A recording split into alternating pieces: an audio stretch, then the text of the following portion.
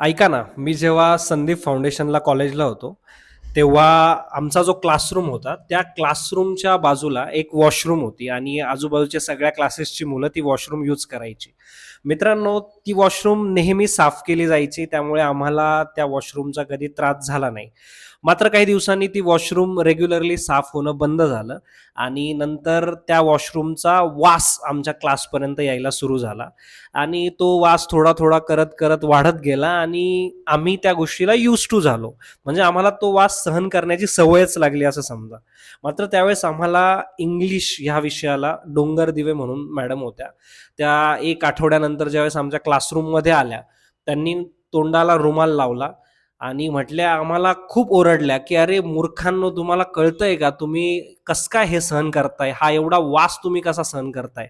त्यांनी immediately मॅनेजमेंटला phone लावला आणि लगेच इमिडिएटली ती वॉशरूम साफ केली गेली आणि त्यानंतर कधीच तिकडे घाण झाली नाही आणि कधीच त्या गोष्टीचा वास आमच्या क्लासरूमपर्यंत आला नाही.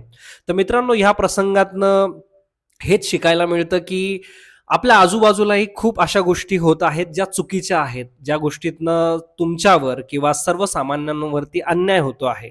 मात्र निमूटपणे आपण त्या गोष्टी सहन करतो आणि त्या गोष्टीबद्दल बोलतच नाही. तर मित्रांनो, आपलं भारतीय संविधान आपल्याला अभिव्यक्त होण्याचा अधिकार देतं. तुम्हाला जे काही वाटतंय ते तुम्ही स्पष्टपणे, स्वातंत्र्यपणे मांडू शकतात. हा अधिकार आपल्याला आपल्या संविधानाने दिलेला आहे. तर या व्हिडिओच्या माध्यमातून मी हीच विनंती करेल, की जर आपल्या आजूबाजूला काही चुकीचं घडतंय, ज्या गोष्टीतनं अन्याय होतोय, त्यावरती तुम्ही अभिव्यक्त व्हा. ती गोष्ट तुम्ही सगळ्यांपर्यंत मांडा, कारण तो तुमचा अधिकार आहे. जय हिंद, जय महाराष्ट्र.